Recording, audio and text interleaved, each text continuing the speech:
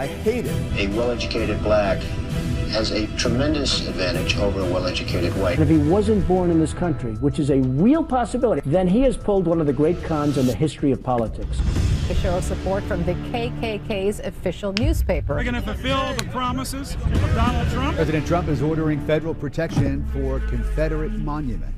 Look at my African American over here. The other man Donald Trump called my African American says that he is leaving the GOP, can't support the president anymore. Get that son of a bitch off the field right now. Maxine Waters, a seriously low IQ person. MAGA loves the black people.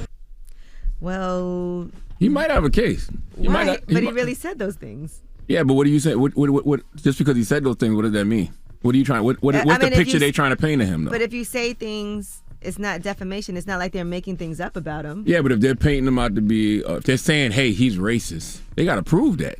You know what I mean? Even though those statements, you may not agree with those statements, can you say, hey, that means he's racist just because he made those statements? I thought they were able to highlight some of the things that proved he was racist, whether it was not renting to black people in his apartment building and things like that. So if those things actually happen, that's not defamation. I agree, but if you come out on the radio and say, hey, he's a racist because he didn't do X, Y, and Z, he can sue. I'm not saying he's gonna win, but he might have a case because that's what happens when you are an opinion-based platform. That's the risk you run. Correct. When you're out here just expressing opinions, that's the risk you run. Somebody might hit you with defamation. I would think any news network could get sued then because somebody could say, absolutely. well, you reported this side of the story. And they do, though. But I just don't. I think defamation is, if they're using your actual words and quoting what you actually said I don't see how that's defamation because you don't have to prove something that you really said if it's a direct quote. If he can prove malicious intent, it's defamation. That's the whole point of defamation. Defamation, you got to prove that it's malicious intent. Like they have malicious intent behind the things, the narrative that they're pushing about you. So that's why he said they're doing that because they're afraid that he might run for president. Or it's a lie that somebody said about you as well. That too. Yeah, these aren't.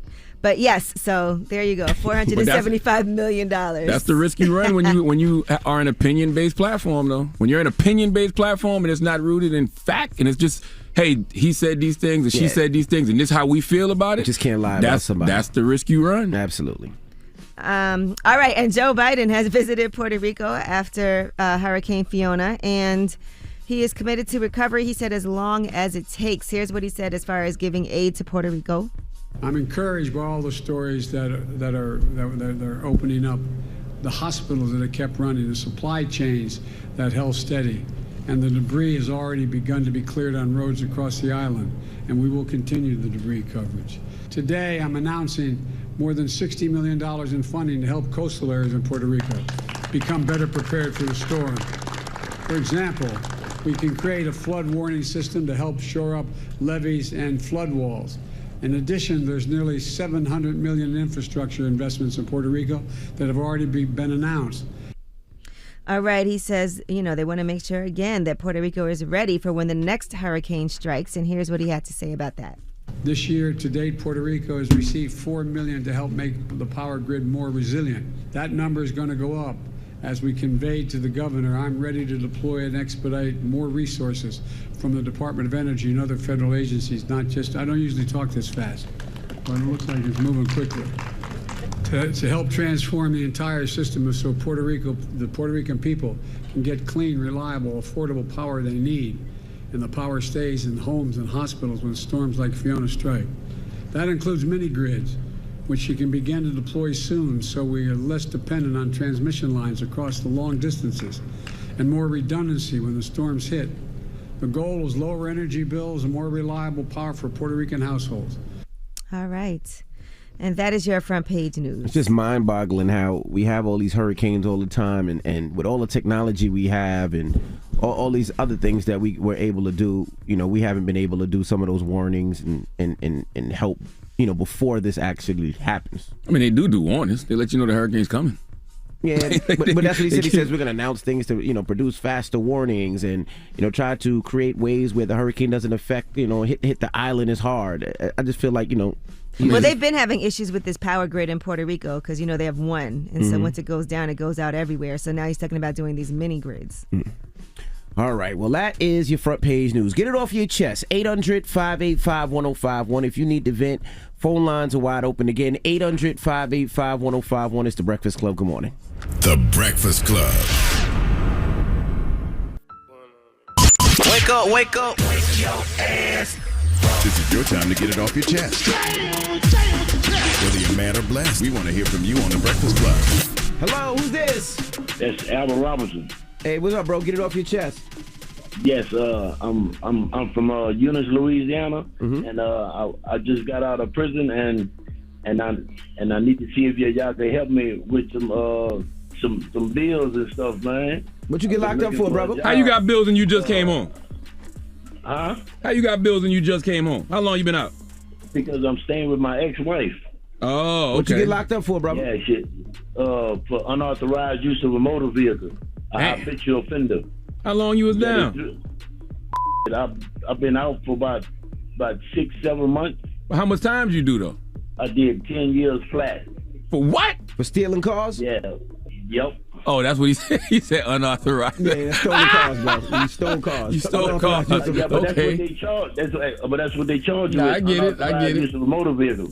But I've been listening to y'all all my life, you know. Thank you, man.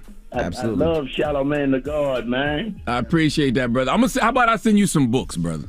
I'd rather send you some books than some money. Because I don't have nothing to give you, to be honest with you. All right. I got a cash out. I know. But I want to send you some books. I'd rather send you some books. I'll send you some books. And another thing. I used to work with Birdman, Cash Money Records. Okay. That's who you should reach out to. Yeah. That's what I need your help to find them. It's hard for me to find them right now. Oh, he owe you a little something? Yeah, he said he told one of my homeboys that he got me when I get out. Big Boom and Two Throw. Okay. I'll be playing his music on the radio. Okay, you should DM him. Yeah, DM Birdman. It's at Birdman on Instagram. Yeah. I did all that. Oh. He ain't responded yet. Okay. Well. Hey, should I want to see if y'all could interview me? I feel like you got a lot of requests, King. Yeah. Well, you know what? Let's start with the books first. Charlamagne gonna send you the books. Yeah, I'm gonna put you on hold. I'm gonna send you some books. Hey, yeah, but I started Cash Money with him from day one, 1991. Yeah, I did all the paperwork. Okay. you might have a lawsuit too, like okay. No, I ain't gonna sue him because I know he got me once I touch base with him. I just need that contact. What's your name again? I'm actually gonna see Birdman this week at the Living Legends Foundation. Albert Robinson. They call me Snap. Albert Robinson? Albert Robinson. Snap. And they call you Snap? Snap. No, you gotta hold on, man. We get off at 9 o'clock. Hold on. Did he just say Snap? You said Snap, Crackle, Pop? Snap, crack, and pop. I always hit the streets with the Reeboks on my feet. Oh, okay. All right. Hold on, Alvin. Hold on. Win the day. I know win the day real good. Oh, salute to Wendy. All right. Hold on. Yeah. Hold on, Alvin. All right. I'm actually going to see Birdman this week. I'm going to see Birdman. We getting honored in L.A. this week at the Living Legends Foundation. Well, bring up Alvin when you go. I definitely am. I'm saying, Snap, Crack, Pop? Hello, who's this? Hey, guys, it's Sandra, the Haitian therapist. Hey, Sandra. Peace, Sandra. Hey, Sandra. I have beef with you, Envy. The word hate is not a bad word. It's a emotion. Emotions are not bad or good. That's what my sacred purpose coach says all the time. I don't use the word hate in my house.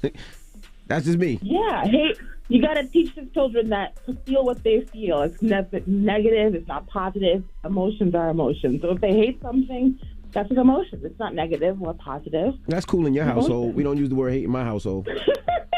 That's all. It's not a household thing, and it's a mental health thing. Nah, we don't use the word hate. Scared to say what they're feeling. My kids can use other words than hate. We don't want them to use words hate, so they can use other words than hate. Well, what if you really hate something? They can express themselves a little better than just hate. Exactly. What if you really hate something? Like, what do you say? Didn't your wife call you last week and say you don't use hate in your household too? Yeah, but what if you really hate something? Words matter. I really don't like it. I really dislike it. There's other words you can use besides hate. It's not strong enough, though. Okay. So you just dislike the devil? Yeah. You just dislike the devil? I dislike him a lot. Oh, okay. Yeah, I'm with you. Hate is an emotion. I'm with you. Okay. Yeah, emotions are neither negative nor positive. We have to get away from that because then people don't want to be honest about how they really feel. Yeah, they can be honest. We just don't use the word hate. We don't use the word fat. There's a couple words we just don't use. Well, fat, that's something different. But, an emotion, neither negative nor positive. Oh, and I'm going to be coming to the Mental Wealth Expo. Oh, I can't wait to see you Saturday. I hate that I'm not going to be there to see you. That's a great use of the word. Yes, I hate that too for you. I can't wait to see you Saturday, man. 11 a.m. to 4 p.m. Marriott Marquis Times Square Mental Health Expo, my second annual. Somebody play SZA, I Hate You. No, boy. Get it off your chest. 800-585-1051. If you need to vent, hit us up now. It's The Breakfast Club. Good morning. The Breakfast Club. Hey. Power 105.1. This is your time to get it off your chest, whether you're mad or blessed. So you better have the same energy. We want to hear from you on The Breakfast Club. Hello, who's this? Hey, this your girl, TC. Calling out of Michigan. Hey, what's up, PC? TC, man. TC. Oh, I thought she said PC. TC? T for Tom. T for Tom. Oh, Lord. What up, TC? Listen, man, I want to get off my chest. I've always been wanting to work in hospitality. I just started working at this luxurious hotel. I really started working there for, like, the discounts. Oh, boy. And, man. You don't seem too hospitable. I'm going to be honest with you. You don't seem something that makes me feel warm and cuddly. Well, it's early in the morning. I'm trying to be quiet. My wife's sleeping. You know how that is. I'm so confused. Anyway, Me too. Ma'am or sir? Early in the morning. What's your pronoun? Ma'am. Okay, it's early ma'am. in the morning. All right, ma'am. Okay. Asked me that last time I called. Charlamagne called me sir, but I didn't mean to, ma'am. At least he didn't lead with it. Anywho, I'm calling to tell y'all I work at this luxurious hotel, you know, where governors stay, all that. And ma'am, you got to speed it up a little bit, ma'am. I can hear her. Ma'am, what, ma'am? Ma'am, what? What happens? It's so trifling. It's always a back door. So many roaches and stuff running around back there. Ugh. All I gotta tell y'all is whenever y'all stay at a hotel, make sure y'all ask for plastic silverware. Silverware be dropping on the floor. They put it back in the thing and serve it to y'all. It's bad. Maggots in the back area. Ugh. Also, Charlamagne, I called June 29th for my brother to get an autograph book, The Shook Ones. I never received it. June 29th? For real? That was my B-Day. Yeah, because I said his was June 30th. Oh. Hit him out and everything. Well, let me see. We're going to put you on hold, okay? Yeah, we're very short-staffed up here, so I'm going to find out what happened. Hello, who's this? Yo, this is B-Mom from the Metro. How y'all doing, man? 803, what's happening? Get it off your chest. Yes, sir. Man, I feel like Donald Trump is kind of tripping. It's like, if you go and sue CNN, like, why not do this after you lose the election? Like, why not do this, like, when Chris Cuomo gets out? Like, it's about to be midterms, and it's like you fledging in that last attempt to try to make a run towards 2024. It just looks like you're burning out. Like, what happened to all the money for your campaign election defense fund that you were stealing from your supporters? That's right. He definitely still got that tucked away, but that's why he got money to sue a big network like CNN. Yeah, man, I don't think it's going to work, man. We'll see how it goes. I don't know if it'll work, but, he might have a case because he's saying that they pushed that narrative about him because they want to ruin any future political campaigns, and that's not what a network is supposed to do. A network is supposed to be fair and balanced. If they never highlight anything positive he's done, he might have a case. I don't know if he'll win, but, it's a good enough distraction. I agree. I just, like I said, I think it's a little late. Like, Chris Cuomo is at another news network that's already past, like, post-production is about to come on TV. It just seems like... Oh, yeah, but he's not suing He's not suing the individual. He's suing the network. Like, the one individual don't stop no show. Yeah, you're right about that. We'll see. Thank you, brother. Get it off your chest. 800-585-1051. Now, we got rumors on the way? Yes, and can artists be blackballed? We'll tell you what artist says that fans will listen or they won't. There's no such thing as blackballing an artist. All right, we'll get into that next. It's The Breakfast Club. Good morning. The Breakfast Club. Morning, everybody. It's DJ Envy, Angela Yee, Charlamagne the Guy. We are The Breakfast Club. Let's get to the rumors. Let's talk blackballing. It's time. She's spilling the tea. This is the Rumor Report with Angela Yee on The Breakfast Club. All right, Russ chimed into this conversation on whether or not artists can be blackballed. This all has to do with the baby feeling like he's blackballed. He posted on his stories previously, not bad for the blackballed baby after his album sold 16,000 units in the first week. Well, here is what Russ had to say in his Instagram story. He said, I just want to give my 2 cents on something in my industry. No artist is blackballed unless they cut off your Wi-Fi, remove your social media accounts, and take your music off all the streaming platforms. You are not blackballed. If you are famous and can still tell your fans, hey, I'm putting out music, then you're not blackballed. Fans will listen to your music or they won't. It's that simple. Also, if you are a famous artist and you need playlists in order for people to listen to your music, how real are your fans? Why don't they support you regardless? We're giving too much credit and power to DSPs and not enough power to us, the artists and the fans. I know for me, as long as I can tell my fans I'm putting out music, I'm straight. I'm not entitled to any playlist, nor do I need them for my fans to listen to me. That's why they're my fans. No, he's absolutely positively wrong. You can't be blackballed, and we're seeing it with the baby. Whether it's the record labels telling DJs not to play the record, or it's not added to those playlists where people will hear, where other artists are on those playlists and selling more records and streaming more records. So yes, they are blackballing the baby right now. I see both sides. It's not cut or dry. It's nuance to it, right? Like Russ does have a point. Fans definitely will listen or they won't. But to your point, you do have people who can turn these lights off. Like, yes, if you're at these streaming platforms and they got these editorial playlists, and they can keep you off those playlists. You got program directors and DJs who won't play your records. You got people in charge of touring companies and they can keep you out of certain venues. They can blackball you. Yeah, they can blackball you if they want. But now I get what Russ is saying. As long as you have access to your fans and the fans have access to your music, they'll find you. Like NBA YoungBoy. Yes. He may not get radio play, but his fans definitely find him. Yeah, he's not blackballed. Yeah, he just don't get radio play. He doesn't get radio play. Radio's out of touch. That's all. All right, now the baby is going to be going on tour, though, and that tour starts off October 27th in Minneapolis. All right, now Whoopi Goldberg is responding to a critic who claimed that she was wearing a fat suit in the Emmett Till movie. She said a lady who writes for one of the magazines, and that was the Daily Beast is the magazine that she was referencing, had something to say about the movie Till, where Whoopi Goldberg plays Emmett Till's grandmother. Here's what Whoopi Goldberg had to say in response to that writer. There was a young lady who writes for one of the magazines, and she was distracted by my fat suit.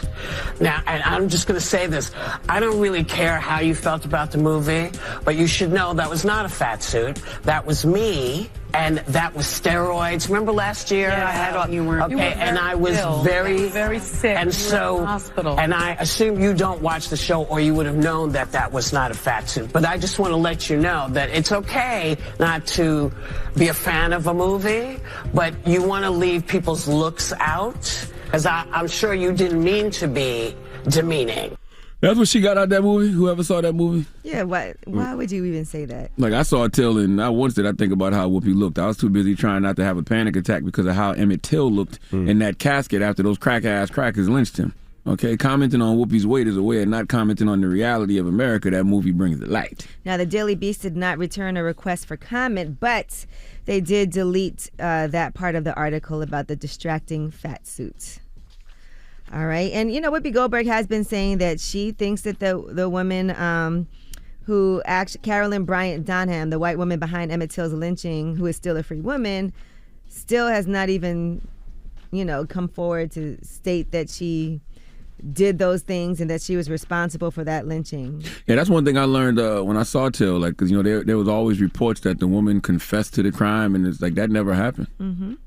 She still never has come forward to let people know that it was her. At least do that part. That's wild. Whoopi Goldberg I thought they just released the story. I thought we. That's what I thought too. Year. I thought we even reported it. That's what I thought too. I was like, wow. Wow. They I don't want to give too much. Well, I guess it's already out. But yeah, they say that they show that in the movie that never happened. She never confessed to, lying about what she said Emmett Till did to her. Oh, wow. All right, now Shaquille O'Neal is going to be on the next Drink Champs. That's coming out on Thursday on Revolt, and here is the teaser for that episode. I feel like you're the best basketball rapper of all time.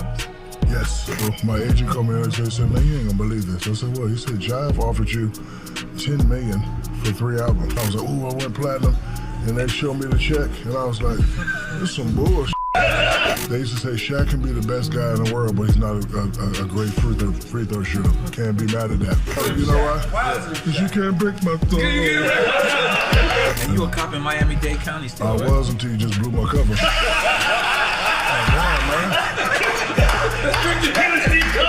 On today's episode of Smith Champs. Drop on the clues bombs for Nori and DJ EFN, man. I love Shaq. Drink too, Champs man. is cooking. Salute to Shaq. Make sure y'all subscribe to the Drink Champs podcast on the Black Effect iHeartRadio podcast network. I will definitely be listening to that Shaq conversation. All right, well, that is your rumor report. All right, Did Shaq drink? I don't know. That's a good question. I guess we'll see. I gotta ask Nori. Nori, did Shaq drink? That's a good question. I ain't What seen up, the Nori? trailer yet. All right, we got front page news next. What we talking about? All right, well, let's start it off with student loan forgiveness. Now, student loan forgiveness applications are going to be open early October. And so just going to give you some clarification on the whole process and how you can sign up. All right, we'll get to that next. It's the Breakfast Club. Good morning. Everybody, it's DJ Envy, Angela Yee, Charlamagne the Guy. We are the Breakfast Club. Let's get some front page news. Now in Monday Night Football, the 49ers beat the Rams 24-9. Now my Giants play this week in London. So how many games do they have in London this year? Do you know? I have no idea. I don't care. Don't ask me about no damn Giants. Why do I care about the Giants and how many games? We got our Giants jackets. Yeah, we got our Giants jackets. You know what? Maybe New Era sent you a Giants jacket too. I'm gonna burn it. No, you're not. I'm gonna burn it. These are nice jackets. When I was younger, my mother had bought me a Washington Redskins Mark Rypien sweatshirt. Mark Rypien used to be their quarterback, number 11. He was on the front.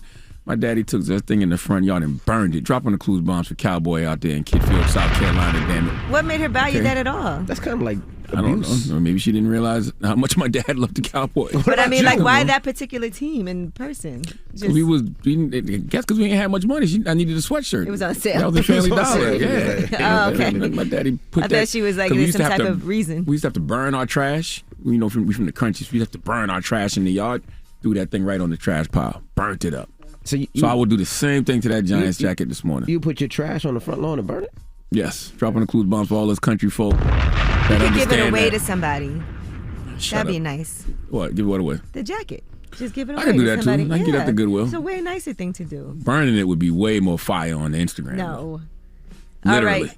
Now let's talk about student loan forgiveness and some of the dates that you need to know. In early October now, student loan forgiveness applications are open. So if you want to be notified on when the process has officially commenced, you have to go and sign up at the Department of Education's subscription page, okay? In January, on January 1st, regular student loan payments are resuming after a 3-year moratorium. So interest will start accruing again on your remaining balances. So for everybody who had that break, just get ready for that to start up again. And then November 15th is the deadline to apply for student loan forgiveness in order to receive debt cancellation by the time the payment pause expires on December 31st. So the Department of Education expects a 4 to 6 week turnaround for that forgiveness. And then the final deadline to apply for student loan forgiveness is December 31st. Now what happened last week? Because I know the Biden administration, they quietly scaled back a lot of the debt relief because of the legal challenges that they were facing from the banks, from the private banks. Yeah, from the student loan industry and that lawsuit from those Republican-led states. It was like 6 states that are suing. Well, some of the loans, what they were saying was if you had a private loan from a bank, that you would be able to, I guess, get it to restructure it so that you can get it to be like a government loan. But they actually now are saying that those people don't qualify. Yeah, I don't understand that. Like the education department said it would no longer allow borrowers who have federal student loans that are owned by private entities to qualify for the relief program. That's because the banks were going to sue the private banks. So in order to avoid that happening. So do people know that? Like, I mean, they didn't announce that loudly. I mean, it was kind of quiet. We did report it. We did report it when it happened the next day, but it hasn't been advertised. Like it happened last Thursday. Yeah, we had reported it when it happened. Oh, okay. And so we did say that there are people now who aren't going to qualify that they thought originally would be able to qualify. So that did actually affect, I think it says about 770,000 people will be affected by that change. All right, and Chris Cuomo is returning to primetime news. He has his first show back, and that show is called Cuomo on News Nation, and he said he did learn his lessons. I've relied on my family, my friends, my therapist. I've been humbled by what happened, and I'm also hungry to do better in a way that I've never been before. So this show is going to be different than what I've done in the past because I'm different. You may know this, but I was raised by a giant named Mario Cuomo. So I've seen the inner workings of campaigns. Now you add to that the fact that I've been doing this job for more than 20 years. Don't let the makeup fool you. So I know the deal. inside and out. The hope is to get viewers like you more involved and empowered. That's why I'm at News Nation. It's new. No groupthink established here. After all, News Nation refers to you, America. You are the News Nation, and we will keep the focus on your interests.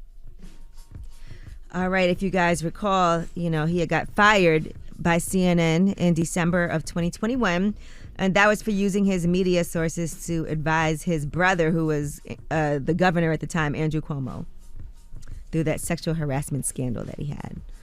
All right, that is your front page news. All right. Now, when we come back, Fat Joe will be joining us. We'll kick it with Fat Joe. Of course, he's hosting the BET Hip Hop Awards tonight, so we're going to kick it with him. And shout to New Era, who sent me, myself, and Charlamagne some gear. That's yours right there. Yeah, open it up. Oh. Open up These that jackets are really nice, Era, and these baseball fresh. hats. Yeah, right. They know me. Yeah, they know you. No, New Era know me. They know Streets you. know what it is. See, I'm so consistent. They know you. I'm so consistent. That's what happens when you're consistent. They know you. When you're consistent, people know who you are. Okay, Yeah. I'm consistent. They sent me a nice Dallas Cowboys. I was hoping it was New the Era Giants. starter. They know better. They know better. Thank you, New Era. I appreciate you. Okay, I'm not a flip-floppy person. All right. Okay. I was hoping it was a Giants Nothing wrong with jacket. being consistently inconsistent. All right. When we come back, Fat Joe will be joining us. It's The Breakfast Club. Good morning. The Breakfast Club. The Breakfast Club. Your mornings will never be the same. Morning, everybody. It's DJ Envy, Angela Yee, Charlamagne the Guy. We are The Breakfast Club. We got a special guest in the building. Is legendary understatement at this point when you say Fat Joe? Go, That's an Joey. understatement, right? Icon. Icon. Yeah. Fat Joe, ladies and gentlemen. Welcome. I'm trying to say, if Angela Yee announced she's not here no more, what is the girl doing here? She's doing it. You don't want to leave? Trust me, I want to leave. No, you got to stop. Like, I mean, you made us cry and all that. And what is this? Like, you wanted attention or something? She's like, why is she still doing it? The family member that just won't go. No, it's like when a player announces their retirement, they get the victory lap for the rest of the season. She did it. Like, I mean, You're right, Joe. You know what? Yo, Angela, I think I want your job, Angela. I want your job. Oh, that would be amazing. Can I be a third member of the Breakfast Club? I'm sure that you've gotten offered a million radio shows already. Nah, Joe. not the right one. Not the right one. Because Remy's already joining, so the two of you together. Who? The Breakfast Club. Yeah, they say Remy. That's the rumor. They said Remy's, that's been the rumor. Oh, that'd be incredible. I did not hear that. Imagine Swear to both God, of I'm not them. pleased. Then get me off the list. I don't want shots fired. And then after She's that, gonna be like, "What? You trying to take my spot?" I'm like, yo, trust me, it's hard having a sister I might need like a little that. theme all the way up or something. Way up with Angela Yee. Way up with Angela. I got you, man. But I'm just like, I thought we cried. It was a moment, right? And now you're still here. You know what? I was supposed to be gone this month, but I think with the holidays coming up, they were like, let's just wait till January. Yes. So. What's going on? BET Hip Hop Awards. Tonight. The Hip Hop Awards, BET, 9 p.m. We got the Eastern host, time. Fat Joe, right here with us. So how was hosting that show? Did you get nervous at all? I asked you before. All right, now I'm going to be honest with you. Yes. Right? I was never nervous, even when you asked me that question. When they said, and your host, Fat Joe, I felt like somebody kicked me in the chest. My whole breath went, I never even felt this before. I never even knew what this feel like. I started breathing like it was when they said, and the host, and I knew what was going on because we rehearsed it so much. I was like, oh, that was it. That was just that 1 second. Once I turned around, it was like, all right, we here now. Like, it was just so comfortable. All the artists are my family, even the ones coming up. I would never do nothing. To Jim Jones hit me up and said he said something with the COVID test. COVID protocol. Oh, it was a COVID test. protocol. Okay. And they tested me twice a day. Right. BET. They were coming to my hotel in the morning, testing me. Then I get the test. Like, it was just you know what I really asked them when I walked in there? I said, now, what if I got COVID? Who's the back? You don't have a host? No. Like, why are you gonna do it to yourself? It's almost like, I'm like, yo, don't let me get caught now. So how did you get the call? How did BET reach out to you and say, oh man, this Joe was to call? sickness, man. It was crazy. I was in my office in the crib, and I got a phone call from Connie. What's up, Connie? What's up, Peace, girl? Connie. What up, Connie? And so she called me and she was like, are you sitting down? I said, yeah. She was like, am I speaking to the host of this year's Hip Hop BET Award? I was like, ah! So start running around. You know, some things get you excited. I have never been happier in years than doing this BET Hip Hop Awards. Man, it was a tremendous experience for me. And I got to show off and wear every fly outfit I wanted to. Nah, it's too much. You can't give me that outfit change. Nah, you got to stop. How does the world look to you, Fat Joe? And what I mean by that is, man, you see you filling in for Wendy. See you on Drew Barrymore doing yoga, and now you're hosting the BET Awards. Coming from the extremes you came from to TV that. show coming about your life and books and everything. But that's I understand. I'm talking about kind of like the mainstream embrace of Fat Joe. How does that Fat look? Joe's pretty mainstream. You know what I'm saying? We like to keep it black and brown all the time, but the truth is white people, they love Fat Joe too. They love What's Love. They love, you know, I'm one of the most recognizable faces in hip hop anywhere. Like there's nothing I could tell you. One time I went to Morocco and I got in the thing, and I don't want to stereotype nobody, but they just drove in the desert, kept driving for like an hour. I said, oh, they got me. The Taliban got me. I said, I really thought I was getting kidnapped. And they just kept riding into the desert. I was like, it was nothing but camels. I was like, oh. They pull up into this hotel. It was like literally an oasis in the middle of nowhere, like 2 hours into the desert. We go up in there. I'm like, oh, just fly. There was 2 white girls sun tanning by the pool. The whole was empty. It was 2 white girls. White girl turned around. She was like, oh, that's Fat Joe. Hey. And turned back around. I said, damn, you famous, man. You just thought you was getting kidnapped by the Taliban. Out of nowhere, a white girl turned around and she's like, oh, Fat Joe, how are you? I said, damn, you famous. You know what I'm saying? So, you know, I've always been like a mainstream and behind the scenes, you know, I'm a family man. I'm a great person. People know me. We get along. You know, that's who I am, realistically. You know what I'm saying? So, you know, we always like to keep it uplifting our people, but we really are for everybody. And if you keep your ears open, you'll always hear a new Fat Joe story. I heard a new Fat Joe story recently. I overheard some people talking, and they said that, did you help to discover Daddy Yankee or something like that? Or no, I wouldn't say that. They got really mad at me with that story. First of all, it was the first Drink Champs. And so people ain't understand what a podcast is. But podcasting is almost like gossiping. But if you say the truth and you get the facts, then it is what it is. But Daddy Yankee used to be up here in the Bronx, and he used to be running down on us like crazy. And he'd be like, yo, you know what I'm saying? He'd be like, yo, you the leader. He was following us everywhere. Look, the man, you know, this is before reggaeton blew up. And so the wild story I told that was crazy was that, you know, I always liked this guy. Like, I've always had love for him. And then when he put out his record and he blew up, the Gasolina, I was so happy for him from far away. I ain't see him. And then Lean Back's #1 in America. So they both coming up. And then I finally got to see him in Madison Square Garden. And when I seen him, I was so happy to see him. The man turned around like he never met me in his life. Wow. He turned around and was like, wow. Acting like, boom. I was like, no way. Like, I can't believe this guy. I know this guy 10 years. You know, it was a very big disappointment. You know what I'm saying? So, you know, every time I see him, it's like cool, but it's like, you know, yeah. Never the same.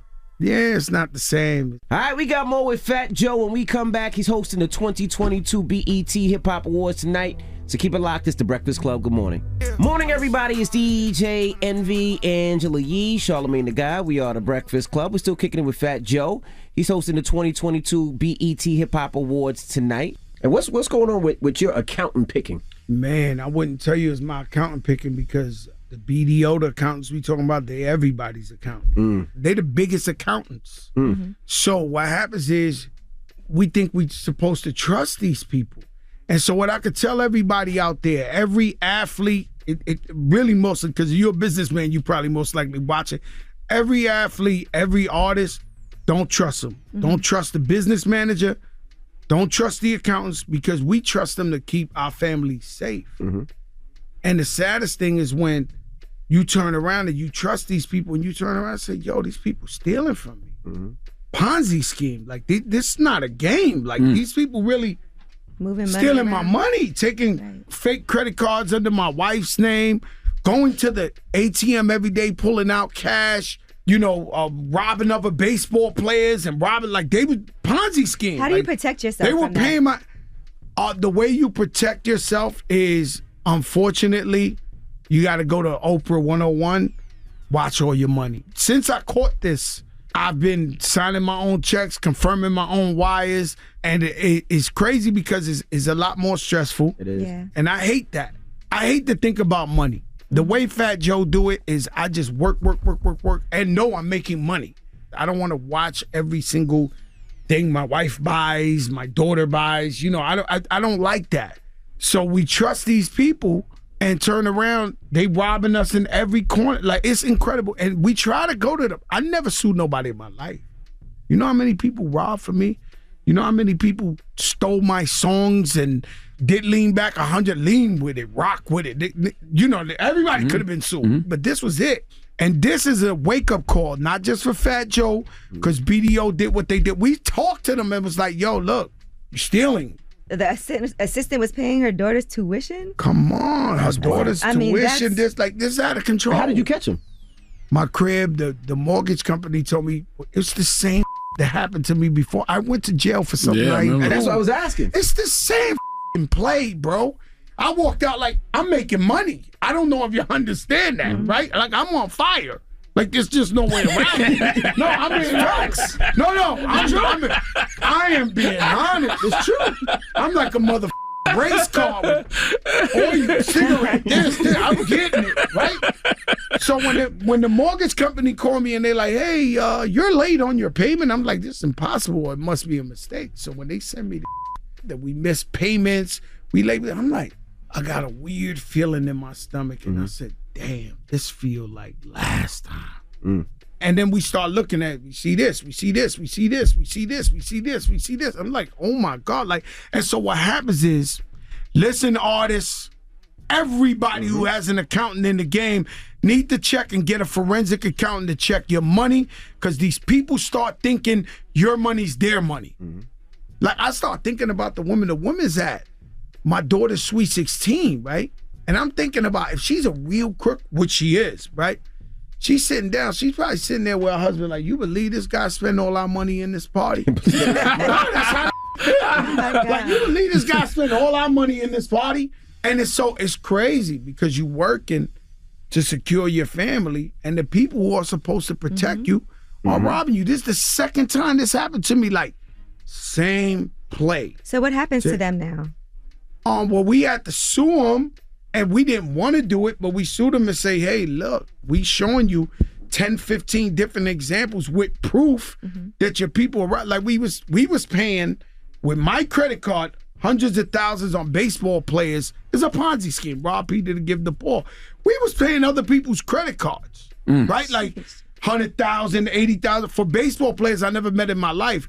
Then we got some payments on my credit card that baseball players, it was incredible. Like, this is like this is a big problem. And do you get your money back at least? Nobody, I'm no rat.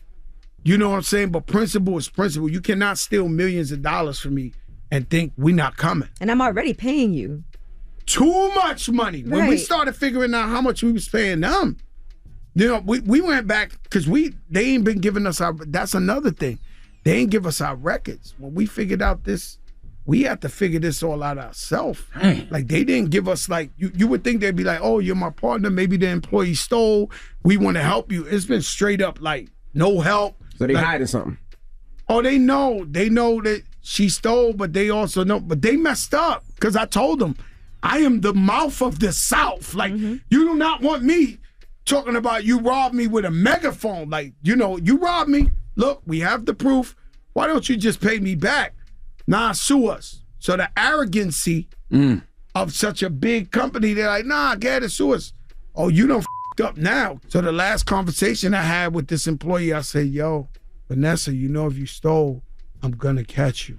The last words, no, I never. And everybody's response is always, no. And so now they got me on high alert. Now I'm watching everything. $9.99, $10. I'm watching everything smoking. Listen, the first thing I do every morning when I wake up is check all my accounts and credit cards. Before I even look at Instagram. You look like you check your accounts. I do. I check everything. Hey, guess what? Since I've been checking my account, Boy, that thing is rising to the top, boy. God damn. But I check on my accounts, but the only thing is you gonna watch what your daughter spends and what your wife spends all the time. They out of control. You be like, baby girl. Baby girl, come on. Now I'm gonna be honest with you. I mean, they ain't stealing. You know, they're not like the accountant. But boy, they know how to help themselves. Who knows? Yeah. And they don't hear no type of like, yo, we gotta watch out. We gotta be they don't know what that means. All the way up. Oh my God. Yo, they do not know what that means. Now you was on Charlamagne's show and people took something that you said and didn't understand it. They didn't understand it. You understood it? Those are people outside of the culture, though. That's the way I explained it. It's people inside the culture understand like that is the best case scenario. Just take what I got, leave me alive. All right, guys. So for me to simplify it for people who've never been involved with crime, I wasn't talking to y'all. I was talking directly to the guys who's sticking people up, and hopefully we save some lives. That's what I was trying to do. And so for some reason, you asked me what's my position. I realized that as an OG in the game that been in the street and the streets respect me, it's my obligation now to talk to the youth and let them know the truth. Now, people been robbing people before Christ. Now, if you rob, the point what I was trying to make was like, why you gotta kill the man and take his life?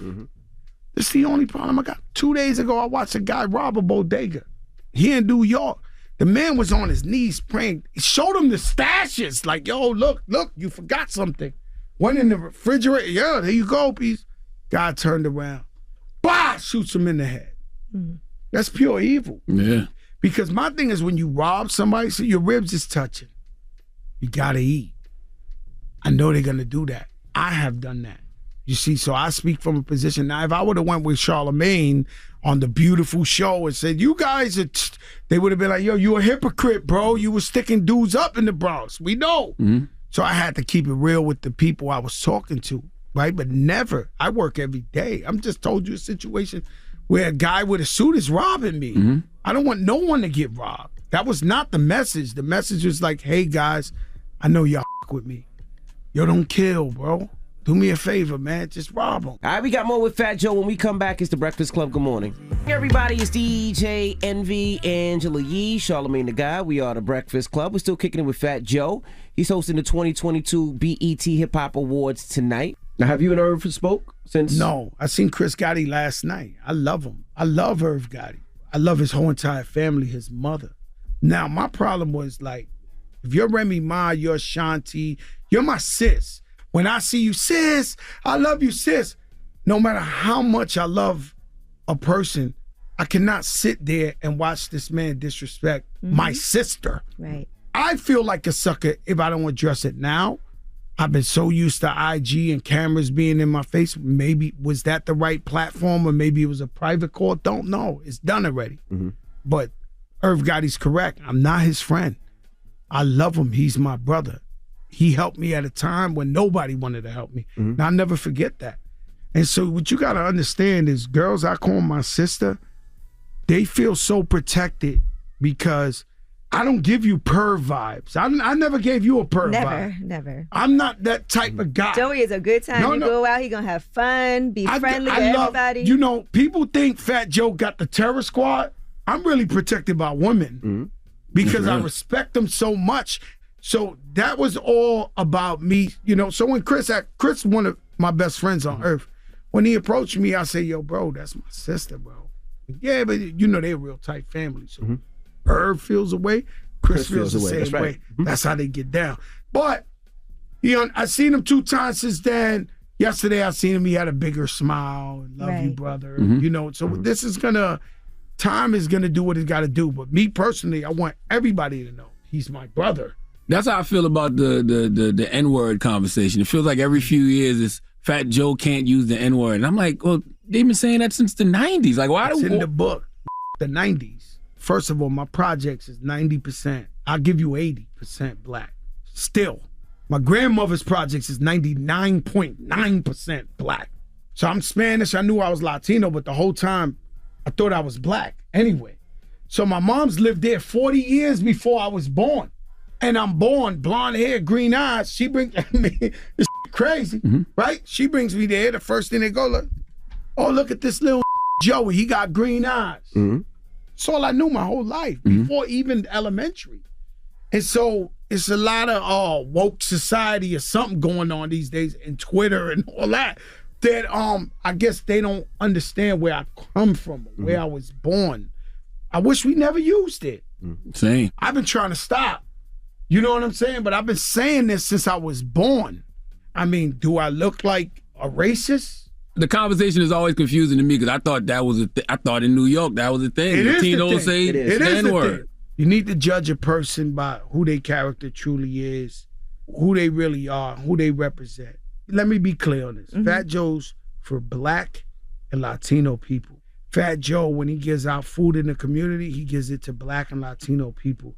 When Fat Joe opens a school in his store, he has Black and Latino kids there. When he opens anything, it's always for both equally. When Farrakhan sees me, he says, "Peace, Black man." That's right. That's right. When Reverend Al Sharpton sees me, he says, "Peace, Black man." What do you want me to do? Am I cool some places? I'm cool not there. You know, I've been a mutt my whole career. I've been too Black for some Spanish people and been too Spanish for some Black people. Well, you're hosting tonight the Black Entertainment Television Awards. That's right. That's crazy. And don't you think? And it's amazing. Don't you think sometimes you find yourself in arguments with kids that just might not know any better? Like even when they say things like when you said, gotta stop, Charlamagne. No, when you said the statement about Latinos you in got hip the hop. end and all that. Yo, you got it. You tell me about Latinos in hip hop. No. Can you please tell me about Latinos? They've been there since the Mr. beginning. Black America. You got your own show. Can you please tell me They've about been there since the beginning. God damn. Like, right? So my thing is, it's a fact what I'm saying. Like a fact. Though this is 1,000,000,000%. Hip hop's 50 years old. It was Black and Latino. What the hell on earth you want me to tell you? Is this a Diet Pepsi? It is. I said, is Fat Joe fat? This is no controversy. Oh, no, that's debatable now. This is no controversy. And I have an obligation. Being a true hip-hop culture, Yeah. Not only that, we always been multiracial. Since day one, there was Asians, there was white people there, there was this, and we always taught each other. So now a lot of these people that are on Twitter and stuff like that, no disrespect, because I don't like to alienate nobody, but they're from different places that ain't New York and the Bronx where it was created. I'm not making this up. This is what it is. I'm Black, bro. Fat Joe is Black. I hate slavery. I hate oppression. I hate systemic racism. This is what you got to ask yourself, everybody pro whatever. If you see a Black woman getting harmed on the corner, are you willing to die for her? Because I am. Read the book. I get it. We should understand the pain, what happened. Don't take it out on me. Like, I don't got to do with this. I was born in the projects on welfare. Like, I'm under the same oppression. I got my ass whooped 10 million times in the projects by police. My ass whooped. Have you ever been dumped in a dumpster upside down head first by the police? No. Oh, well, I have. You talk about police brutality? Whoa, we can make a book on that. Well, we're looking forward to seeing the BET Hip Hop Awards tonight at 9 p.m. Now, are you performing? I know you coming out with the Loud Records. Definitely performing. Are you performing besides that? How many times are you Records. performing? Wow. Diamonds is dancing, legendary. The clothes is too much. What about the hip hop ciphers? looks so beautiful. The ciphers was incredible. They got a battle, a smack battle. Smack battle, yeah, Smack DVD. That was crazy. The performances are sick. I don't want to mess everything up. You know I'm a producer. Yo, I'm proud of you, man. Thank you, brother. Nah, I went to his show. Y'all got to understand, man. No one man can have it all. The only way to be strong is all your brothers and sisters got to win. I don't know what these people don't understand. That's real. If envy, you fall in trouble. Say you do, God forbid, right? You could pick up the call and be like, yo, Joe, we gonna come together and help moving you. in. Your house big enough? Yep, that's the fact. We love you like that. No, we love you like that. What But about the kids, though? You know, He got 12 of them. Well, 2 of them are going to be out, so just 4 left. Anyway, right? We have to be strong. Whether our friends own a barbershop, own a mechanic shop, own a this, there's no such thing as one person winning. If everybody wins, then you can help each other. That's real. But what I'm saying, yo, give me a Diet Pepsi, please. Didier, publicist. That's the second endorsement right there. No. I'm truly, Pepsi. people gamble. I got friends to get high. Fat Joe is a Diet Pepsi guy. There's nothing you could do. I have refrigerators in every room. My daughter knows at 3 a.m. when I go to the bathroom and she hears the she knows it's Joe. It doesn't have nothing to do with endorsement. But the fact that I can really enjoy something and still get paid from it, it's a female. Natina said, ask him to name some of the performers and are there any surprises?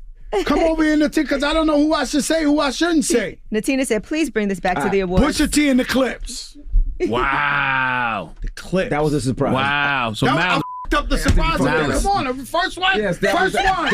He could have said anyone but that Connie, one. Jesse, please. I did not know that was happening. Little Flip, Little Kid, Mobb Deep, MOP, Remy Ma, 3 6 Mafia, Wu-Tang. You could have said all of those. Wu-Tang. And I picked the one. You picked the one that nobody knew about. Let me tell you something. 9 o'clock tonight, man. BT. We've said too Let much. me tell you something. I really put on for hip hop. You know, I took it serious. No, I'm trying to get hired somewhere. You got the talk show coming on Stars. Yeah, we got a lot of jobs, man. We got Stars, the talk show. And Joe's coming back next month, too. He's coming back. Yeah, so there's got the book out. It's enough. It's enough. Yeah, That's what you're saying. okay. Let's get it. We're doing BT tonight. You know, Fat Joe talk a lot of shit, man. He's coming back next month. Talk about the book. Talk about the book. And guess what? I'm going to still be here, Joey. I don't think you ever leave it. I think they faked this out. I'll see you next month here, Joey. You made a fake exit.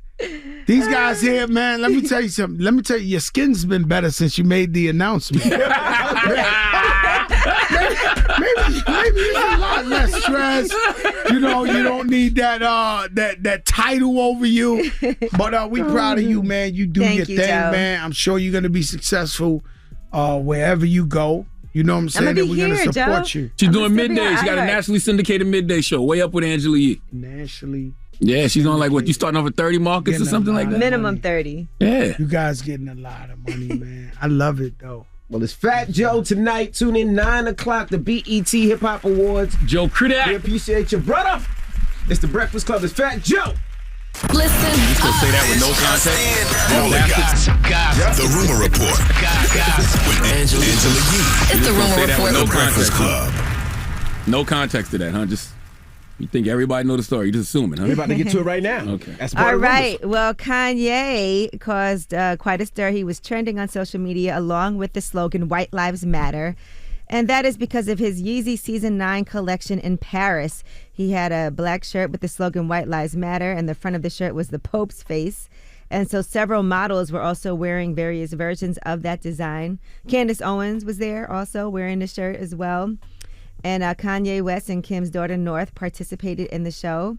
She wasn't wearing the shirt, though. It didn't seem that she was wearing the shirt. So Vogue interviewed Kanye ahead of the surprise show. And he said, you know, specifically in this fashion context, I see myself more as a George Lucas than a fashion designer. There's just people from the same planet. And sometimes in high school, it feels like we don't fit in. And in a situation like this, we have the opportunity to come together to express who we are. So, you know, a lot of people had things to say about these White Lives Matter shirts and the statement that he was potentially trying to make. I saw that some people said they're not messing with him anymore. I saw Boosie Badass said, after all we've been through as a race, you put this disrespectful ish on you, gives no F's about how blacks have died and suffered to the hands of the white man. And you say Bush don't like black people. Really? So his daughter wasn't wearing it, though? Yes, from what we saw. It amazes me that y'all still give Kanye exactly what he wants, and that's attention. Now everybody talking about him and his fashion show. He knows exactly what he's doing, and people fall for it every time. And I've said this a million times, and every time I say it, folks call me a hater. But the reality is, there's not too many people in the world who openly seek white validation like Kanye West. And whenever he's going through something, whenever it's beef with a corporation, beef with his ex-wife, he becomes so pro-black.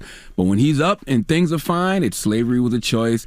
Black people focus on race too much. And when he's in these circles like he was in Paris at that fashion show, it's White Lives Matter. Kanye West loves white validation. He longs for it. And it amazes me that folks let what they already know make them mad. He also posted in his story, everyone knows that Black Lives Matter was a scam. Now it's over. You're welcome. regardless of how you feel about the organization, the statement Black Lives Matter is essential to living in this country, because we have to constantly remind America that Black lives indeed do matter, because they show us at every waking moment that they don't. That's what. Forget the organization. What about this statement? Does your Black Lives matter, Mr. West? Are you still on the director of his security team for presidential? I never was that. But once again, and I'll say this till I'm dark blue in the face, okay? Nobody openly seeks white validation like Kanye That's West. your guy! And I've told him this directly. All right. Now, Kim Kardashian is paying a $1.26 million fine from the Securities and Exchange Commission, and that is for cryptocurrency. Okay, apparently celebrities have been selling goods on QVC and infomercials for decades before Instagram or cryptocurrencies even existed. But lawyers are saying you have to be extra cautious when pushing financial products. It's a lot worse than selling other types of products. According to SEC enforcement attorney Ron Geffner, he told the Post, celebrities aren't thinking through the fact that cryptocurrencies may be governed by securities laws.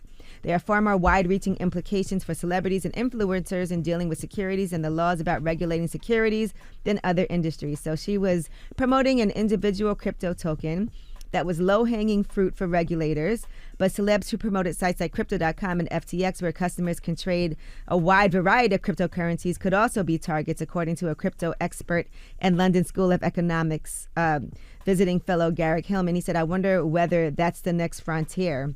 A lot of cryptocurrencies are operating as unregistered securities, and they could therefore interpret celebs who promote those sites for trading those digital coins as violating securities laws.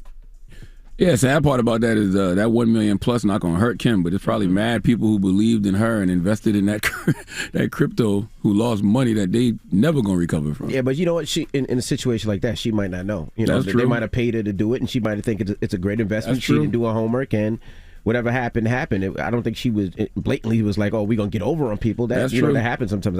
She didn't know, because that cryptocurrency and that NFTs had everybody in a frenzy for 1 second. You see this? This is an NFT. And it's worth whatever you want to pay for it. And then page 1 is worth whatever it is, and page 2 is worth. It is what it is. Yeah, well, you always have to be careful what it is that you represent. And that's why there's all these regulations, too, that you have to let people know that something is an ad or that you're getting paid to promote something, too. Mm-hmm. Because that's also an issue when people act like, they're not getting paid for something, or they don't disclose that they are getting paid to do certain things and promote a brand. That could also leave you open for a lawsuit like this. All right, and that is your rumor report. All right, Charlamagne, who you giving your donkey to? Man, 4 after the hour, I was going to play a game of guess what race it is, but... Why can't we play? Because it's just too clear. And this makes me think about other things. Play. No, but it does make me think about other things, like the use of the N-word, which I'm trying to stop using, but God damn it.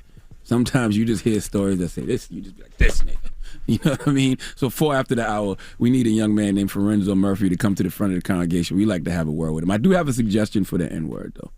All right. We'll get to that next. It's the Breakfast Club. Good morning. I was born a donkey. It's the donkey of the day.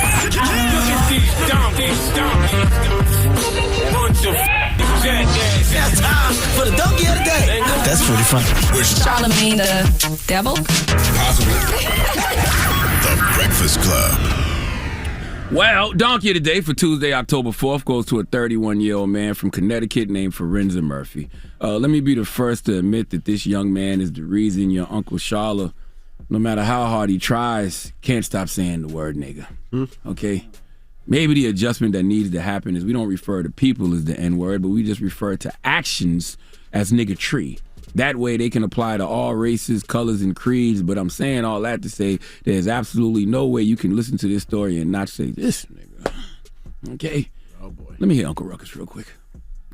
Play it for me one time, Reg. Let me set the tone. I want to play a game. Shut up. That is powerful niggatry at work here. Yes, it is. Now, Lorenzo was a fugitive, and he was on the run from Connecticut authorities. See, Lorenzo was serving a 4-year sentence on a robbery charge. Don't get me wrong, 1 day in prison is 1 day too long, but a 4-year bid, people will take that scratch in a heartbeat. Okay, that's a high school term. Freshman to senior, bong, 4 years, done. Okay, that's one presidential term. Long time, no doubt. But ask someone doing 10 years, ask someone doing 20, ask someone doing life, how does that compare to 4 years, all right? I bet you they'll snatch that 4 years in a heartbeat. But Forenza was serving a 4-year sentence, and clearly he couldn't stand to be there because he was in a halfway house in Bridgeport when he left without permission. Now, what's confusing to me about this situation is if he was in the halfway house, doesn't that mean he was on the way home? I thought the point of a halfway house was that you were halfway home. They send you to the halfway house to get you ready to get back adjusted to society. So just a little more patience, he would have been home. But no, not Forenza. Outside was calling. And when outside calls, for some reason, niggas pick up on the first ring. Okay? So Forenza Murphy left without permission, and he got caught. Would you like to know how he got caught? Let's go to News Observer for the report, please. According to authorities in Georgia, a man was arrested at his own birthday party weeks after he's accused of escaping a halfway house in Connecticut. Deputies arrested Forenza Rakeem Murphy on Saturday, October 1st, at a family member's home in McDonough. The 31-year-old, who deputies said was serving time on a robbery charge at a Connecticut Department of Correction halfway house in Bridgeport, was there to celebrate his birthday. Murphy was setting up for his party when deputies arrived after they received a tip. Murphy was accused of leaving the halfway house without permission and had been on the run since August 8th. He was booked into the Henry County Jail and faces additional charges. Jesus, I understand. I understand why you don't want to come back. For what? For what? A party, man. Not just any party. His own birthday party. Forenza escaped from jail and then got arrested at his own birthday party. Police say they got a tip. By tip, do they mean invite? I'm assuming an invite. I can't prove this. I have no facts to stand on when I say this, but I know that this party was promoted on Facebook. If it wasn't on Facebook, it was on social media somewhere. I just know it was. Somebody DM me the invite. I know they had it. He probably sent it to his close friends. He probably thought he could just send it to his close friends on Instagram and nobody would be the wiser, okay? Probably promoted it as a welcome home party. I don't know.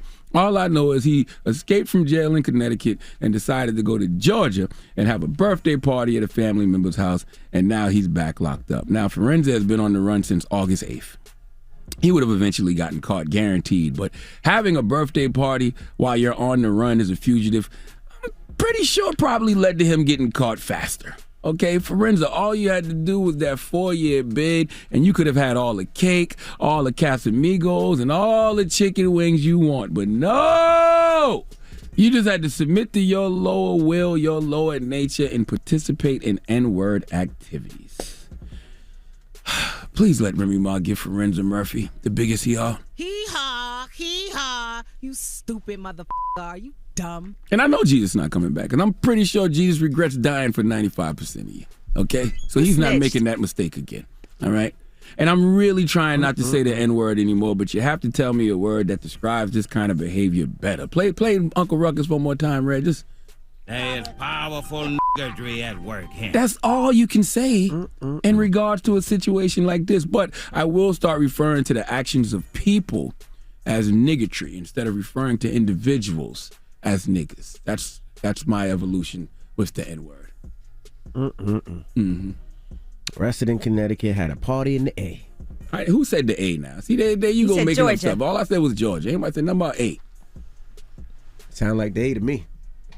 Georgia's a big place. Could be Savannah. Could be Macon. Okay, there's a lot of places in Georgia you can have a good time. After party at King of Diamonds. I know. King of Diamonds? Ain't that Miami? They got one in Atlanta too. Oh. Shout out to Akinelli. All right, now thank you for that donkey today. Now when we come back, Tami Roman will be joining us. And of course Jill Ramsay. We're going to be talking to them today. They got a new show, House of Vicious. Tammy's been doing a bunch of shows, and we're going to. Well, they got a production company, Roman Ramsay. I know it sounds like a law firm, but Roman Ramsay Productions. Yep, and we're going to talk to them when we come back. So don't move. It's the Breakfast Club. Good morning. The Breakfast Club. The Breakfast Club. Your mornings will never be the same.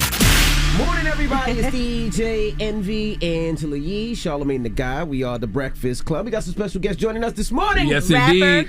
Whoop. No, we don't don't get started. You starting early. Yes, it is. It's out today. You got to add that to the bio. You starting early. Tami Roman is here, and also Jill Ramsay. Welcome, guys. What's up? Hey. What's the word? Listen. It is cold outside. I know. It got cold overnight. Overnight. It's like I live in Houston, so I'm like, oh, I ain't prepared. Oh, no, you're not used to the Jersey, New York weather no more. I live here, but I don't come outside. But Tami and Jill, let's talk about it first before we get started. You guys' relationships with each other, because you have a production company together? Yes. Okay. Yes, we have a production company together, Roman Ramsay. We've been knowing each other over 10 years. And It's like a law firm. It does sound like it kind of is. Let me put the productions on it. Roman Ramsay Productions. There you go. And so I met her because she used to work for Wendy Williams Productions, and every time I would come on the show, she was always the person that kind of like facilitated it, and so we became friends. Absolutely. And like when we started this venture, it's like, you know, you're my sister, so yeah, you know. When I left, and plus Wendy, she loaned me money when I was down and out one time. Oh, you did? No, that's dope though. Oh my God, she did. It was like $15,000. Really? Yeah. And we weren't even really that tight then, and I just was like telling her my situation, and she was like, "Oh, I got you." I mean, I knew I could find her on TV. No, but I mean, there's a lot of money, Jimmy. Listen, we're super cool. She has a great spirit. Like I like working with people with good energy, which, as you know, because I used to rock with you and Charlamagne. That's you right. know, like I rock with people who have good energy. So that's what it was with Tami. So when I left the show and I was like figuring out what I was going to do next, then, you know, it was just a natural link. We already had ideas for shows and other television ideas. We have more stuff coming than what's out there. So Tami been cooking. I've been seeing Tami in everything. She's booked and busy. Yeah, she's very on much. 5 different shows. But you know, Tami, I would never have thought you even had a period of being down and out. Really? I mean, just you because... didn't see season 2 of Basketball Wives? But you don't know what's real and what's not real. You don't know what's a storyline and what's not a storyline. Making money. True. Yeah, no. Getting booked. It was a down period for like 18 months. I say it like it was like 5-6 years, but it was like 18 months. But when when you're used to having like that downtime, it's like, oh my God, what am I gonna do? I got 2 kids, you know, all of that. So yeah, I definitely had my moment, and you know, like I had good people in my life that kind of helped me out of that. How'd you get to that point? Because I was doing a show that was executive produced by Queen Latifah and Shakim, and it was a VH1 BET hybrid co-production show called Wifey, and they picked up the show. I moved my whole family to Jersey, and then they couldn't figure out their deal and just canceled the show. Wow. Wow. But I was stuck here, like, you know, in Jersey. And so my kids were already enrolled in school and everything. And I literally like used all my savings to like move cross country, get everything set up here. And then they pulled the show. And so I was stuck How did you get here. out of that? I started working at Morgan Stanley. And I was on the train one day and this lady was like, "Oh my God, I just watched you." I had a show called Moonlight that had just gotten canceled. "I just watched you on TV last night. What are you doing on the train?" And I was like, "I'm going to work like you." You know, I'm trying to pay these bills. And then I thought about it and was like, yeah, why am I on the train? Like, what is going on, Tami? Like, you're just like, you know, just settling for this moment in your life. And so I went home that weekend and saw Basketball Wives, the first season. And I was like, damn, I was a basketball wife. I'm going to call them and see if I could get up on there. And so I called VH1.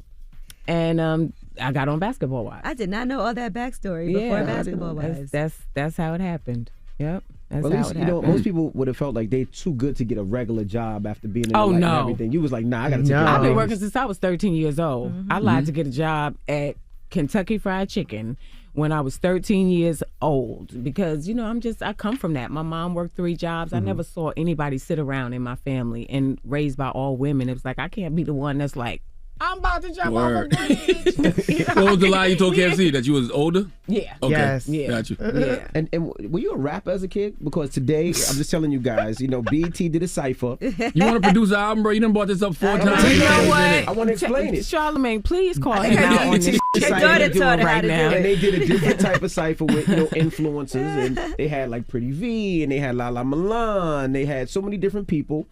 Dapper Dan. I knew it was coming. But Tami Roman is rapping, dropping it low like Little Kim. She got into it. Were you a rapper? Because that was natural. No, I was not a rapper. You never rapped before. Tiana Trill. Listen, I was supposed to be a model, a supermodel like Linda Evangelista. And that did not happen. And so then I decided I was going to be in a singing group, but I can't really sing that well. Okay. So I decided I would be the rapper of the group, but I can't really rap that well. But somehow I managed to get the group signed, and then we fell apart because I just wasn't good at either one of them. She did it all. You did everything. But I tried. I shot shot the shot at it, But yeah, so they got the cipher, as you done told the world. And so a lot of us came out that aren't rappers that are doing, like our best 16s we can put together, And you guys had a coach, right? Little Kim, because they split us that's a coach. up into teams. Right, yeah. So Little Kim was my team's coach, and then we had Remy Ma on the other side, coaching the other set of people. But my daughter Jazz wrote my rap, and I feel like, it was good. It was good. Yeah, I had a ghostwriter. Several people do in the industry. That's nothing new. You got Jazz on the TV show too, right? Jazz is doing the theme song for the show. Lyric is on the show. Okay. Yeah. It's a family affair, baby. It is. So let's talk about the show. House of Vicious. I'm going to leave that up to Jill since she's the creator. Come on, tell us about House of Vicious, Ma. So House of Vicious is like a culmination of, I've been working in entertainment for 25 years. So it's a culmination of all of my experiences and different people that I met. And I had a pretty interesting life myself. So some of it is, my elements, but there is not a character, because people keep asking, is it based on this or is it based on that? There's not one character in there that's one person. It is a culmination of a bunch of different people, or it might be a scenario that I saw and it didn't turn out the way I wanted it, so I made it that in the show. I made it what I wanted it, Like, TV is just fun. You could create whatever you want. And I think that House of Vicious, I think you guys know, it's about a fashion house and all the crazy things that happen there with their glam squad and everything else. But it talks about, we delve into some real life issues. Yeah, it's crazy for the television aspect, but we deal with some real life issues. Like, anybody could relate to something in there. There's the infidelity, there's the drug use, all of that. And Tami killed it. Like, when I made Chantel, I knew that she was going to be that person. Like, we didn't even consider anybody else. The fashion, does that head of the fashion house? Okay. All right, we got more with Jill Ramsay and Tami Roman. We're talking about House of Vicious, Unfaithful, Miss Pat Show. She got a lot she's working on. We got more with Tami Roman when we come back as The Breakfast Club. Good morning. Everybody, it's DJ Envy, Angela Yee, Charlamagne the Guy. We are The Breakfast Club. We're still kicking it with Tami Roman and Jill Ramsay. Yee. And you've been doing a lot with cheating lately and infidelity. I have. Okay, Isn't that something? Listen, that's, it's in my background. But yeah, we got Unfaithful, of course. Is that a real show, Unfaithful? Yes, it is. Stories. Have you seen the stories? Oh, man, listen. Some of the stories are like, there's no possible way. This got to be fake. No, it's not fake. The people really, because let me tell you something about VH1. Like, on some for real stuff, they never want people to actually do what you just did. Like, that's fake. Like, I saw so-and-so and she really dates this one, because then that, lowers the integrity of the show. So they are sticklers about these people being in these relationships, having these moments, you know what I mean? So that when they come to us for help, we really are able to help navigate them. But what do they take out, though? Because, I seen one episode where the girl was dating the guy's friend, and then the guy's friend just started dating the girl, and then they met in a restaurant, and then they argued, and then they had dinner, and then they both left together. I'm like, this is weird. This is wild. There was no fighting, no furniture moving, no slapping, no punching, no kicking, nothing. That's called maturity. No more abusive relationships. It was toxic enough. But we're not trying to be like love. For oh my God, they're gonna kill me. Yeah, I was like, but you know, I'm gonna make this comparison at the expense of losing some friendships. But we're not loving hip hop, you know, like we're not trying to throw chairs and fight and all that stuff. We really try to steer away from that. However, we can't help how somebody reacts. You know what I mean? And we just try to control that moment if it goes like that. But Envy, I don't know why you asking. Aren't you coming on as a co-host? Aren't you? You going on a show called Unfaithful? I thought you said come on. I was like, no. I was like, no. You're just a friendly stupid. interview. Why? You're just dumb. Why? Would you go on a show called Unfaithful? It's about helping other brothers so they don't go Because the same path he's that coming. you went down. He's speaking from his experience of having been a cheater and then trying to help You just keep people. going down that road for no reason. You just keep bringing up that story for no damn reason. Story. It's not his story, It's not my though. story. It's not his But I'm story. trying to help younger He's brothers gonna and younger help me sisters through- help people. That's right. Okay. I'll just be over here saying black men don't cheat. That's enough for me. Tammy, what's your craziest unfaithful story from your past? Because you said it's things you've dealt with in the past too. So if you could say I had a crazy situation, what would you say is in the top craziest? Okay, one of the top ones was with my ex-husband. And I had a feeling that there was a chick, right? That there was somebody that he was seeing, and there was this one girl that just would not go away. And so the team was on the road, and I kept calling his hotel room, and he wouldn't answer. So I'm like, he don't sleep this hard. Like you not in that room. Depends how long the game was. Could have been double overtime. Still trying to come in. Black men don't see. That's what you think, right? I'm just saying. It could be other Now, reasons. was this in Boston? I'm sorry, go ahead. So, as I was saying, I remember the girl's name and called the hotel back and asked for her room. And they put me through. Oh, boy. And she answered. No! And I said, let me talk to Kenny. And she said, hold on. Wow. No shame. No shame. No shame. And he got on the phone. He was like, hello, because he was asleep. And I said, Kenny, he was asleep. Kenny, what the? But that's not what I said. I said he wasn't in his room. I said he wasn't in his room. And he heard my voice and hung up. Ooh. I know he was so mad at that woman. Why would you pass it your wife? Did you stay? They Did you ended stay up after having that? 2 kids together, actually. Damn. Close your mouth. Some black men do cheat, Oh, Charlamagne. Wow. Did you stay after that, or was it over? Was that the final straw? I did stay. And I think that's why, coming from that perspective and being sweat. Look at me sweating. I'm telling you, you hear these stories, you get anxiety. And you're like, Lord have mercy. I did stay. Lord have mercy. But that's why I think I'm the perfect person for Caught in the Act, because I understand a person's thought process of trying to rationalize, navigate, understand, comprehend why a person is doing this, but having so much love for them that you try to make it work, even though you see the signs in front of you. And it took me some time to get to the point of where it was like, this is not good, and I've got to love myself more. And so that's what I'm encouraging people to do on Caught in the Act. And it's real, and it's absolutely positively real. I shot an episode with Tami, Yes. and they go through everything, and I had to try to help the brother out and smarten him So it's up. like cheaters? Yeah. Yes. It's just like cheaters. 2.0 though. But But Right. nobody getting stabbed on a boat. Yeah, but you're showing him what he's doing wrong and explaining it to him and breaking him down in a way that he would He understand. jumped over. Envy, tell me, give me some tips. How did you not get caught all those years? What if he just Stop said it. that? I got caught, but he- I break it down and I explain what happened to the point one time where they arguing and Tammy's looking at me and I'm like, Tammy, help! Like, He's like, Tammy, get up, I'm like, help get me! me. Help. Like, I'm like, they beat me. I'm nah, like, you got it. but Go ahead, tell them but your it's a story. dope show because they actually break down. You ever seen cheaters when Peter Guns was hosting and the dude said, man, you be cheating too? But the guy did say that to him. He was like, how you going to help me when you have cheated? See? That's And- what Exactly why you have to need to be on it. Learn from my mistakes. So you don't make But that's what it is. and he was like, but this is what I learned in that moment. And so the guy, he was able to make the guy understand. But it's really good. We're excited about having Envy join us. Now, is it true you wanted to be on Real Housewives? I did audition for Real Housewives of Atlanta, and it was after Basketball Wives had gotten canceled. And so I tried to get up on there, and they told me no. Just straight up no. Yeah. What was the reasoning?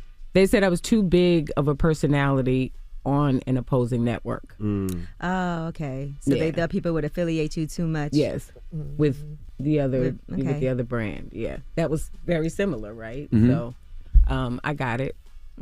Now, how's married life for you with Reggie still? Because you are super busy. Are y'all making time for each other? We're always together. Okay. We're always together. Like the way his job is, he does e-commerce, so he can work from anywhere. Perfect. So that's perfect. Yeah, it's absolutely perfect. So we're always together. We're never. Well, today we're separated, and it's funny because I called and he was like, "Yeah, I'm in the gym," and I heard music, like a TV, something in the background. She was laughing because she know, and I was like, "What gym got the TV all loud like that with All the of music in the back?" I don't go to the gym, so I don't know. I tried to tell her. They do have big I tried to tell her. I didn't know this information. I'm like, I'm trying to tell her. So I had Especially in the morning because the news be on, sports. That's what She like all this acting and hosting shows in my head. So I was like, well, let me FaceTime child and make sure that he's in the gym. So you FaceTimed him? I FaceTimed him. I sure did. You think you be in your head because of like the hosting and the show That's and all exactly of that, what's and you going be like, on. now hold up, I don't want to get caught. My husband has never given me any reason. Like I said, we're always together. And plus, I just think it's a part of his character. To me, I feel like anybody that cheats, it's a character flaw. I agree with that.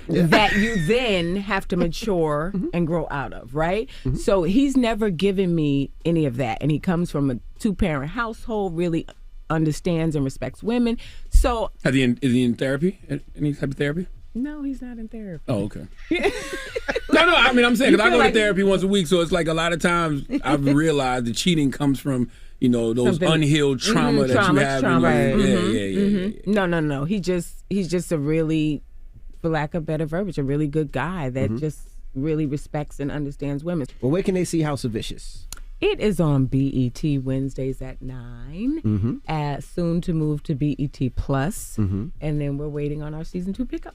BET Plus is killing it. I just want to say. They really Charlamagne makes a guest appearance for our finale. Yes. Woo, woo, woo. That is so big to me. Like Jill's like, What is he doing? Charlamagne. What is his character? Why you gotta say it like that? You know what? Envy's upset because Envy's nickname was Vicious, and he should have been on there. I had no idea. We didn't know. Season 2.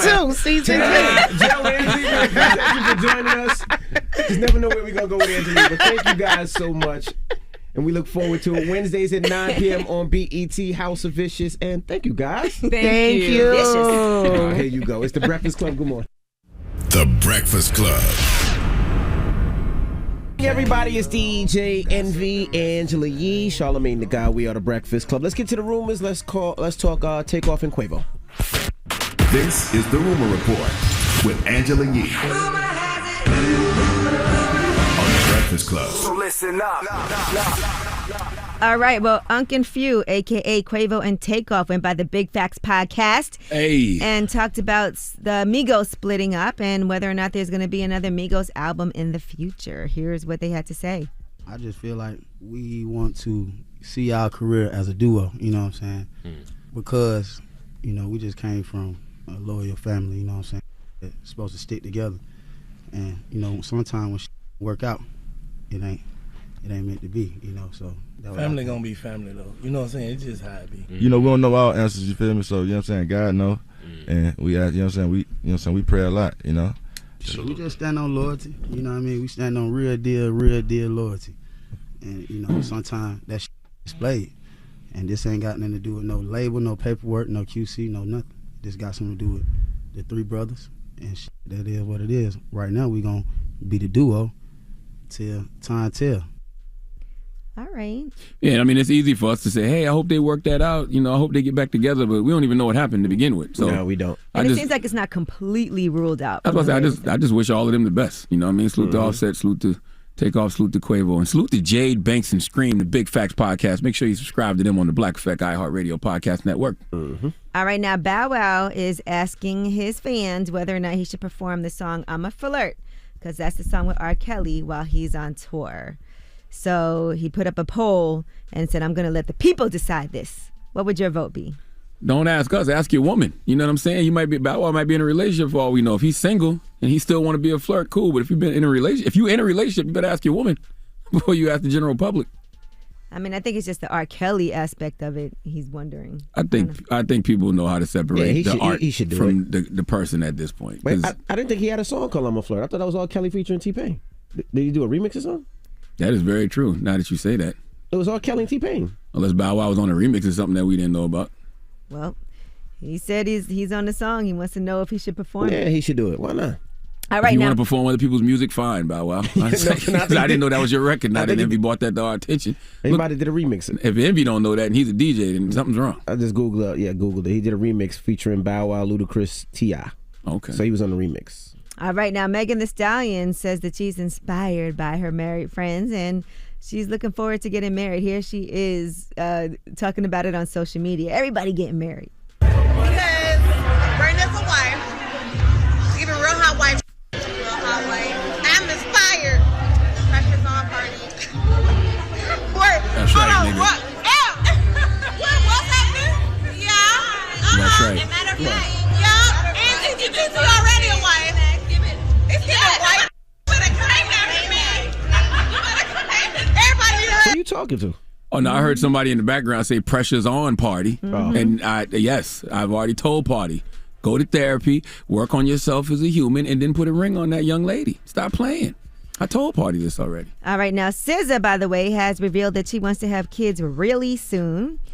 So she's on the cover of Complex, and she said, I do want to have kids, like really soon, but I don't have a necessity for a family unit as much as I really would love kids. And it's not even like I'm trying to do anything that's groundbreaking or non-traditional or like modern women. I just literally feel like it's less stressful to think about like, who's it going to be? Are they trustworthy? Is this person going to really love me? Is this partner material versus being like, okay, this is the doctor I know I want to deliver my kids.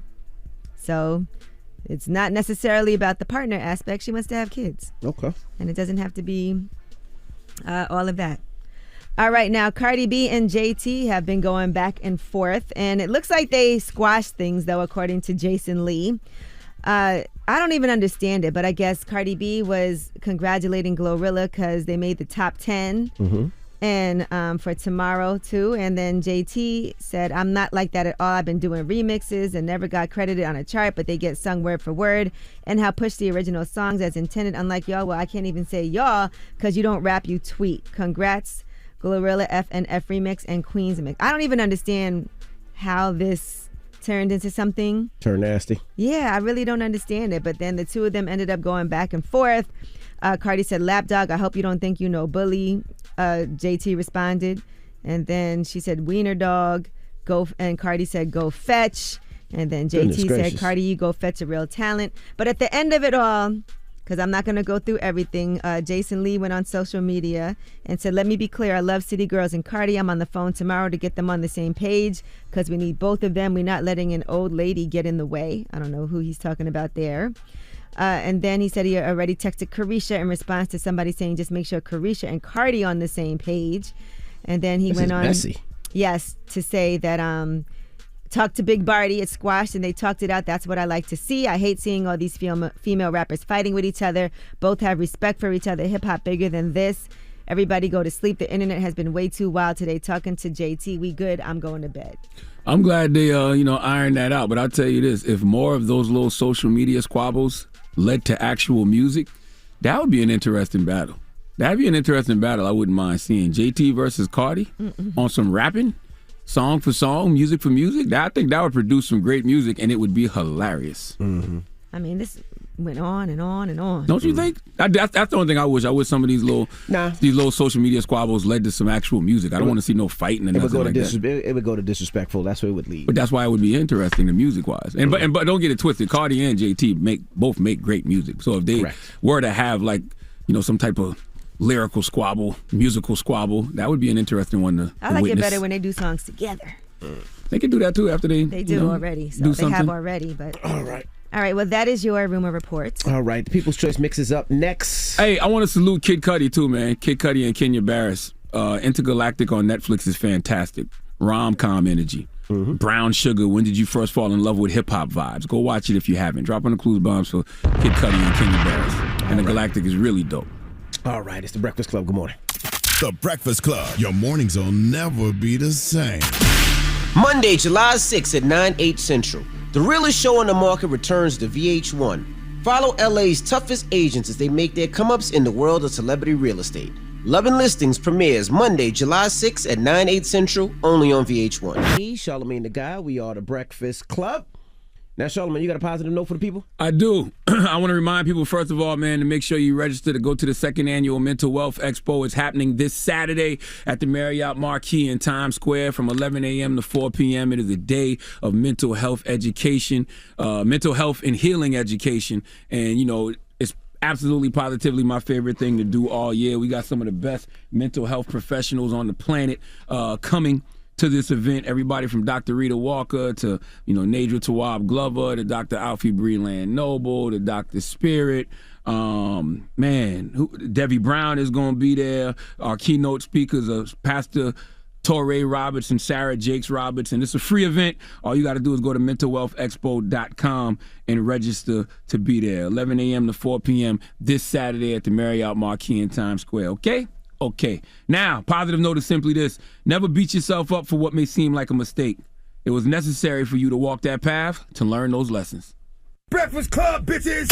Y'all finished or y'all done?